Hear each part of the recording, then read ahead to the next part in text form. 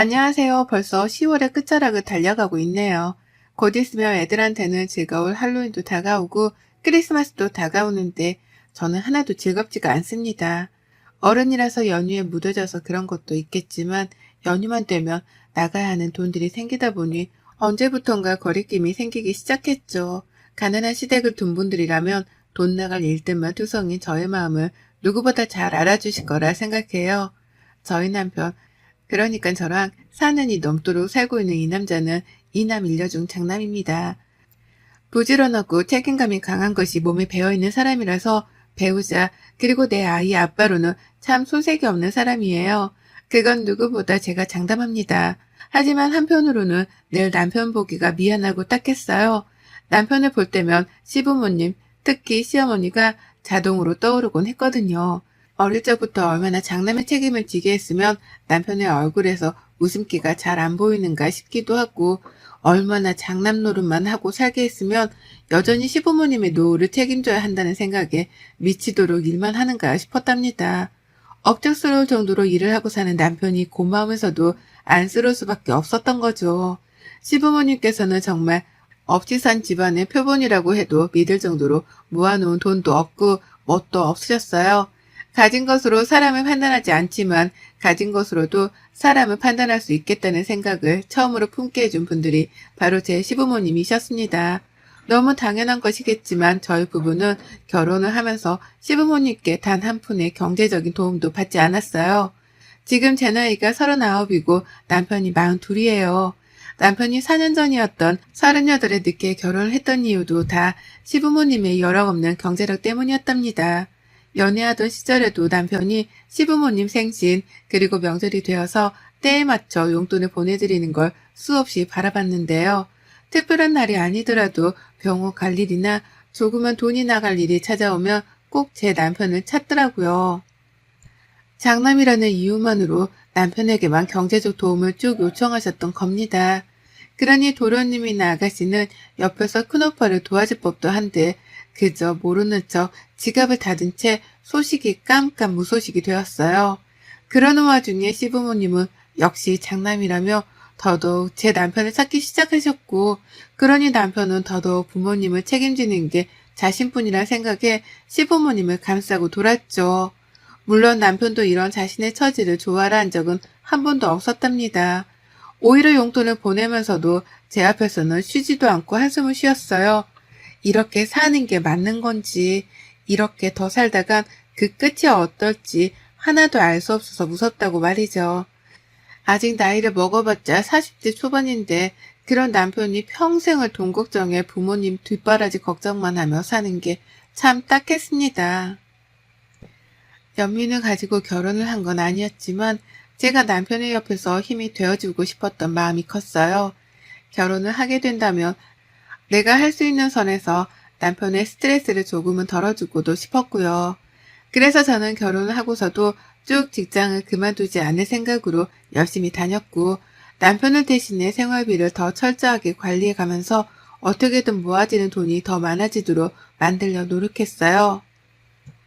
그리고 그중 하나 제가 결혼하고 나서 한 일 중 가장 큰일이었던 시부모님과의 협상도 결혼 초에 끝냈죠. 남편은 시부모님이 가만히 있지 않을 테니 조심하라며 저를 말리기만 했으나 전 꼭 해결하자 했습니다. 남편한테 맡겨놨다는 듯이 매번 용돈을 타가고 그 돈 모자라 또 돈을 요구하는 그 행동들을 고쳐보고자 한 거죠. 이제 막 결혼을 해서 새가족으로 들어온 제가 주제넘게 돈을 가지고 시부모님이랑 단판을 짓는 것 같아 보이는 게 두려웠어요.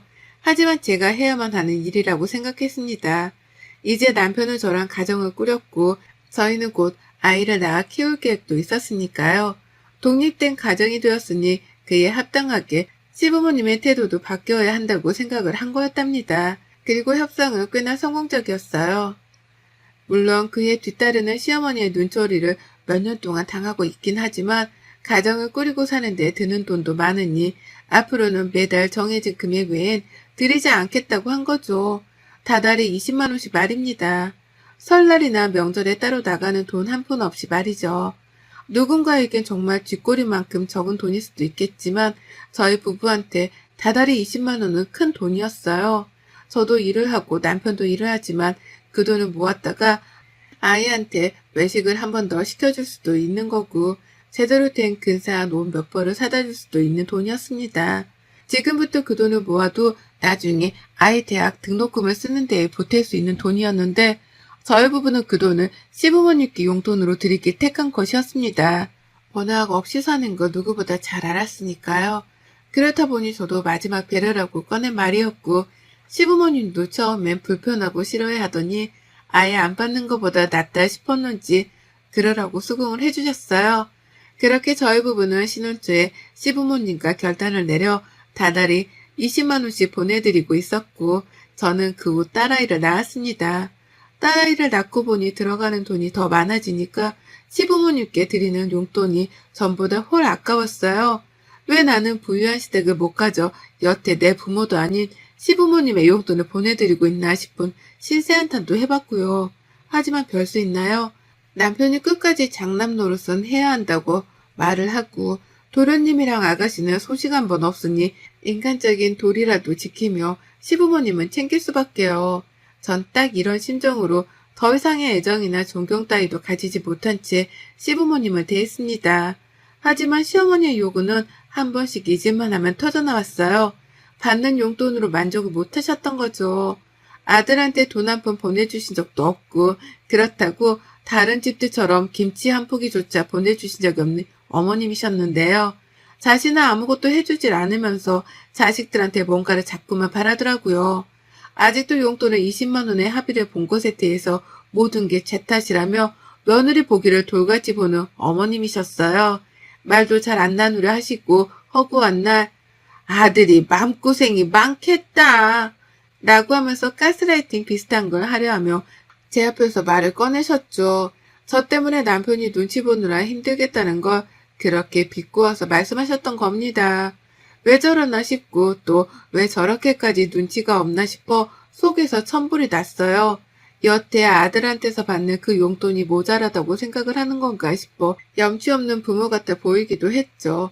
내가 자식을 낳아놓고 보니 나는 저러지 못할 것 같다는 생각에 시부모님의 마음가짐이 더욱 불손하게 여겨지기도 했고요.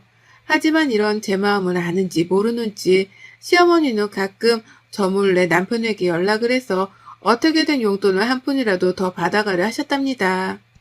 여전히 병원비에 용돈이 모자란다는 투정을 부려가면서 말이죠.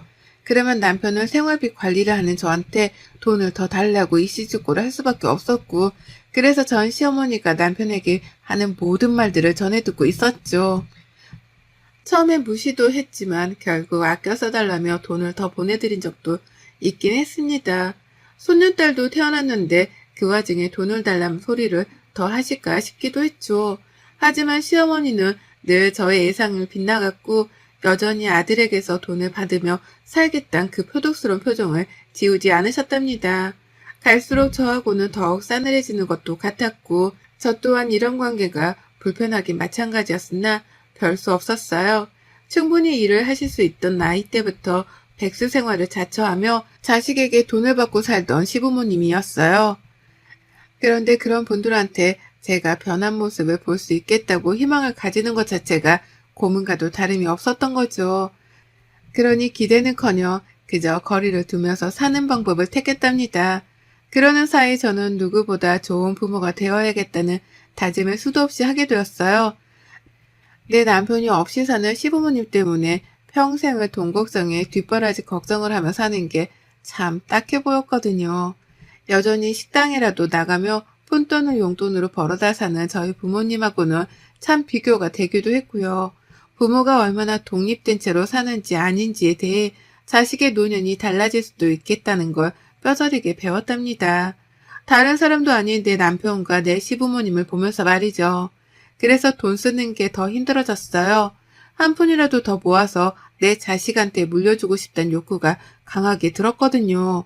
생각 없이 써볼 법한 돈, 이를테면 길거리에서 사먹는 분식값도 모아서 내 아이한테 주자 싶었습니다. 시부모님 노년을 챙기며 살다가는 평생 전세살이를 벗어나지도 못할 것 같은데 나중을 대비해서라도 내 아이한테 쓸 수 있는 종잣돈을 꼭 만들어 놓자 싶었던 거죠. 그래서 저는 아이 앞으로 적금을 넣었어요. 많이는 넣지 못하지만 다달이 80만 원씩 적금을 넣었습니다. 갑작스러운 코로나 때문에 더욱 나중이 걱정이 되었던 나머지 적금 하나만큼은 꼬박꼬박 넣었어요. 다 내 아이 잘 되라는 마음으로요. 그 돈으로 아이가 대학 등록금에 보태 쓰던, 세계 여행을 하는 데에 보태 쓰던 상관없었습니다. 내 아이가 부모한테서 받은 돈으로 하고 싶은 걸 뭐든 해가면서 지내길 바랬던 것 같아요. 그 마음으로 군것질 하나, 배달 음식 한 번을 더 아끼고 참아가면서 적금을 꼬박꼬박 넣었습니다. 그리고 얼마 전 그 적금이 만기가 되었어요.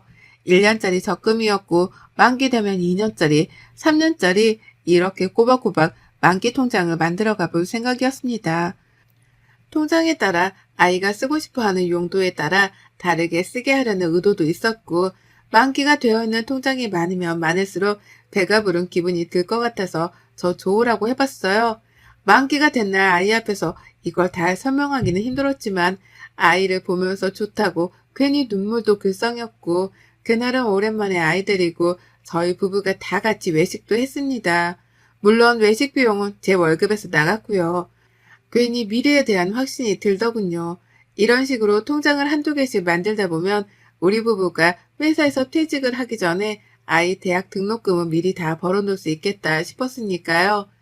만기 통장을 만지는 남편도 괜히 기분이 특별했던지 혼자서 그런 말을 하더라고요. 아이가 나중에 공부할 때가 되면 공부만 할 수 있게 해줘야지 라고요. 그 말을 듣고 눈물이 나올 뻔했답니다. 남편은 대학에 들어가서도 용돈을 번다며 알바를 뛰느라 제대로 된 공부를 하기 힘들어했다고 하더라고요. 그래서 늘 졸린 걸 참아가며 힘든 몸을 이끌고 공부를 해야 했고, 그게 참 뒤돌아 생각해봐도 지옥 같은 시간이었다고 말이죠. 그걸 자기 아이한테는 되풀이 해주기가 싫다더군요. 그런 남편을 보며 전 적금을 들어놓길 100번, 1000번 잘했다 다시 한번 되새겼고요. 그렇게 저희 부부는 아이를 위한 부모 노릇을 뭔가 하나 제대로 한 것 같다는 뿌듯한 기분이 든 채로 그날 외식을 즐겼고, 남편은 술에도 한껏 취했었답니다. 기분 좋다고 말이죠. 그렇게 집에 와서는 한동안 오래간만에 살맛이 난다는 생각을 가지며 살았습니다. 자식이 생기니 삶의 의욕이 생긴다는 게 이런 기분인가 싶었죠. 근데요, 시어머니의 전화 한 통을 받던 그 순간부터 저는 다시 살맛을 잃었고 흥미도 잃었죠. 어머님이 아이를 데리고 집으로 와보라는 거예요. 남편을 빼놓고 말이죠. 느낌이 쎄했어요. 제가 알던 시어머니라면 남편을 빼놓고 시댁에 오라고 할 적에는 분명 특별한 이유가 있었습니다. 대표적으로 돈을 더 달라는 말 같은 걸 하기 위해서 말이죠. 그런데 하필 아이 적금을 만기시키고 기분이 좋아 죽겠는 이맘때에 시어머니가 몰래 저를 부르니 참 껄끄러웠어요. 이걸 가야 하나 말아야 하나 한참 고민을 하는데 시어머니는 고민할 필요도 없다 싶으신지 전화에 불이 날 만큼이나 계속해서 절 찾으셨습니다. 저희 애를 꼭 같이 데리고 오란 말을 반복하시면서 말이죠. 그래서 전 아이를 데리고 시댁을 찾았어요. 물론 가기 직전에 남편한테는 미리 카톡도 해놨죠. 어머님이 당신 빼놓고 아이랑 둘만 오라고 하시는 게 이상하지만 일단 가본다면서 말이죠. 남편은 일이 바쁜지 퇴근 시간을 넘기고도 답이 없었지만 저는 일단 더 늦지 않기 위해 아이를 데리고 시댁을 찾았어요. 입구에서부터 조그마한 문이 보이는 게 숨이 답답할 지경이었으나 내 아이라도 보고 싶은 마음에 불렀을 수도 있겠다는 생각에 약간의 희망을 품고 찾았습니다. 그리고 살짝 품었던 희망이 순식간에 터져버린 풍선처럼 날아가 버리는 심정을 경험했죠. 집에 들어가자마자 시아버지는 방 안으로 들어가 버리셨고 시어머니만 혼자 억지로 아이를 불러 안으면서 저희를 맞이하셨어요. 누가 봐도 억지로 아이를 환대해주는 게 표정에서 다 드러났는지라 저도 불편하고 기분이 나쁘다는 표정을 숨기지 못했습니다. 많이 억지스럽다는 표정으로 어머니께 웃음을 보이며 거실 바닥에 앉았어요. 참고로 시댁에는 소파도 공간조차 없어 다 같이 모일 때에는 거실에 다닥다닥 붙어 앉곤 했습니다. 이번에도 마찬가지였고요. 앉으니 시어머니는 왔냐며 물 한 잔을 내어놓더라고요. 그걸 마시지 않고 그냥 멀뚱히 어머님을 바라보다 물었습니다. 무슨 일이신데 남편을 빼놓고 오라 하냐고 말이죠.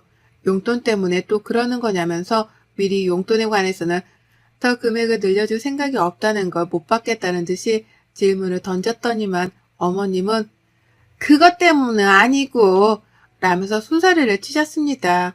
그리고서는 제가 아닌 손녀딸을 흐뭇하단 표정으로 빤히 바라보는 거예요. 생전 한 번도 그런 여유로운 표정으로 내 아이를 바라봐 준 적이 없는 분이셨는데 순간 무슨 성모 마리아라도 된 줄 알았습니다. 어찌나 표정이 인자롭던지 제가 다 엎드려 기도라도 해야 할 판인가 싶었네요.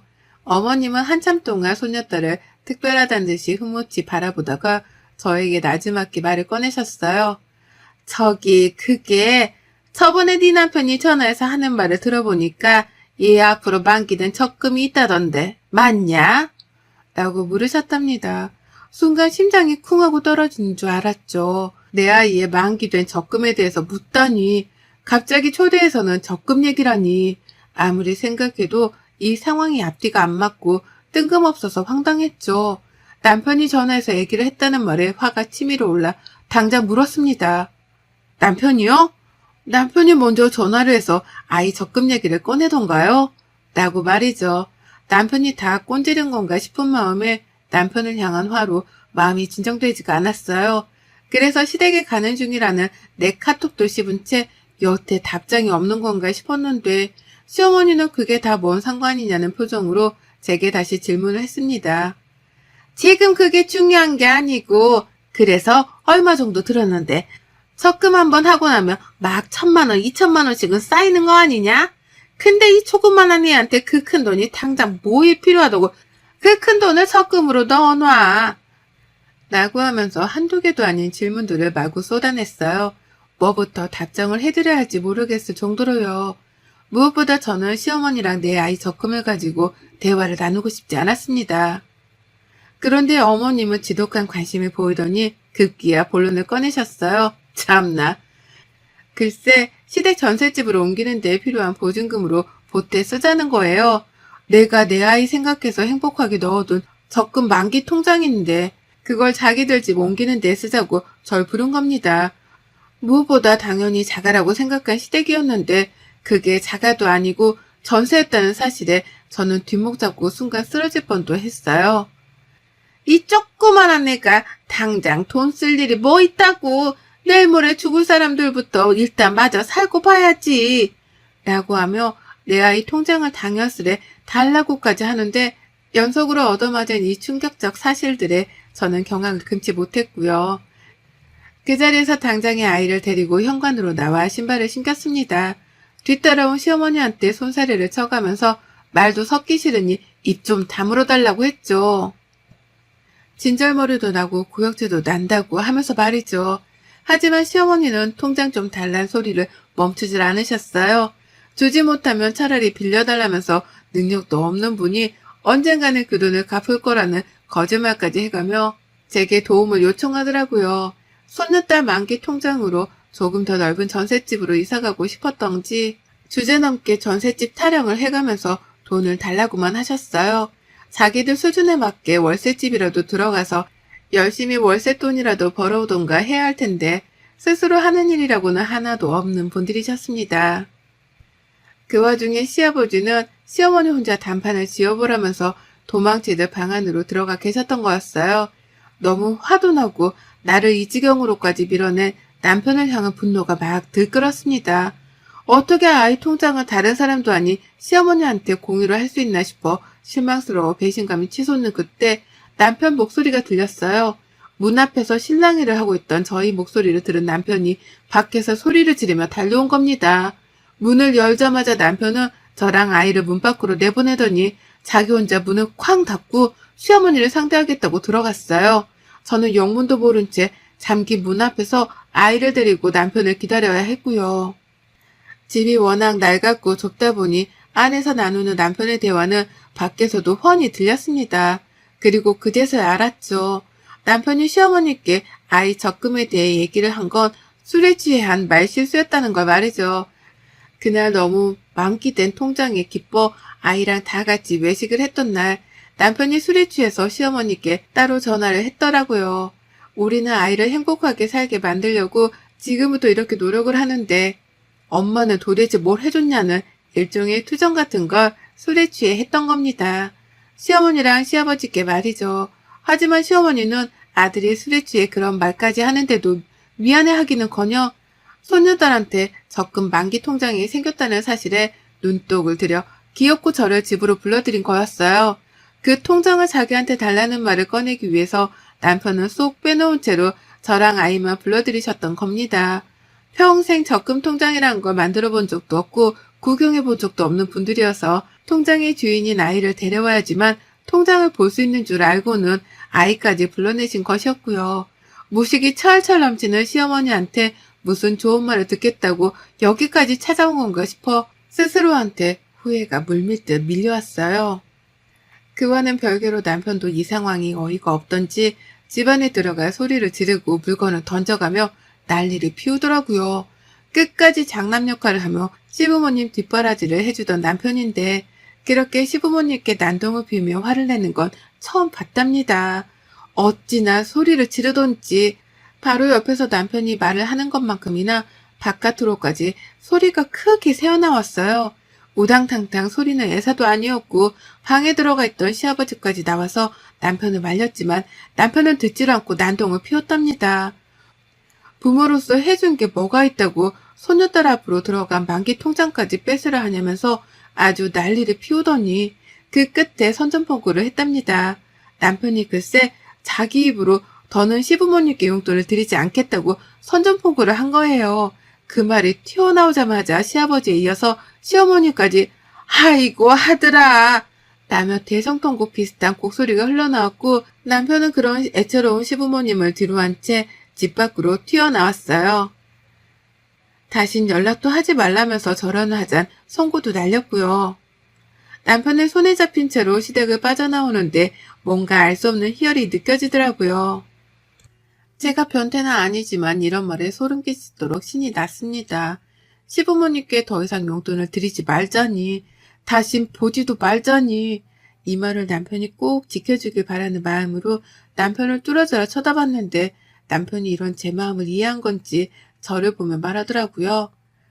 나 다신 우리 부모님 뒷바라지 안 해. 혼자 안 해. 급하면 동생들을 찾거나 걔들이 알아서 하겠지 뭐. 나 혼자 자식이야? 왜 나 혼자 평생을 이렇게 밑빠진 독에 물 붓는 것 마냥 갖다 바치고 살아야 해? 그러다 이젠 하다하다 내 딸 만기된 적금 통장까지 넘봐? 적당히 해야 말이지. 라고 말입니다. 저는 오로지 시부모님처럼 살지 않기 위해 그리고 내 아이를 위해서만 들었던 적금이었는데요. 이 적금 하나가 만기가 됨으로써 시부모님께는 더 이상 용돈을 드리지 않고 연락도 하지 않아도 될 건덕지가 만들어지게 되었답니다. 남편 몰래 저랑 제 아이를 집으로 불렀다는 사실에 여전히 격분한 남편은 그날 후로 시부모님 연락처까지 죄다 핸드폰에서 지워버렸고요. 남편의 행동에 덩달아 저까지도 시부모님을 미련 없이 차단을 누르고 연을 끊기로 했네요. 하긴 내 아이의 적금까지도 탐을 내는 사람인데 뭔들 더 요구를 하지 않을까 싶어 겁이 나기도 하던 중이었습니다. 그런데 남편의 결단력 있는 행동 덕분에 그런 사람들하고는 거리를 두고 살 수 있게 되었고 전 이 기회를 발판 삼아 더 이상 시부모님께는 금전적 도움을 드리지 않기로 했어요. 앞으로 짧게는 몇 년 안 될 수도 있지만 길게는 수십 년도 더 뒷바라지를 해드리고 살아야 할 게 뻔한데 여기서 그만두는 게 옳다 판단한 거죠. 남편도 저랑 같은 마음인 것 같고요. 낳아준 은혜는 있지만 키워주며 받지 못한 은혜에 이쯤에서 정리하는 게 맞다 싶습니다. 손녀딸 통장에도 손을 대고 싶어 하는 줄은 몰랐기에 실망감이 배로 크게 다가왔는데요. 이제부터 용돈을 안 주게 되었으니 그걸로 복수 혹은 필요로 하는 가르침을 드렸다고 생각해요. 그걸 증명하듯이 시부모님도 번갈아가며 저희 집을 찾아와 제 마음을 돌리려고 하는데 전혀요. 전 절대 무슨 일이 있어도 시부모님께 마음을 돌려 잘해드릴 생각이 없답니다. 더욱 굳게 결계를 찌고 벽을 세워 시부모님이 우리 부부 혹은 내 아이한테 그 어떤 것도 가져가지 못하도록 경계만 하고 살 거예요. 여러분의 생각은 댓글로 남겨주세요. 오늘도 시청해 주셔서 정말 감사합니다.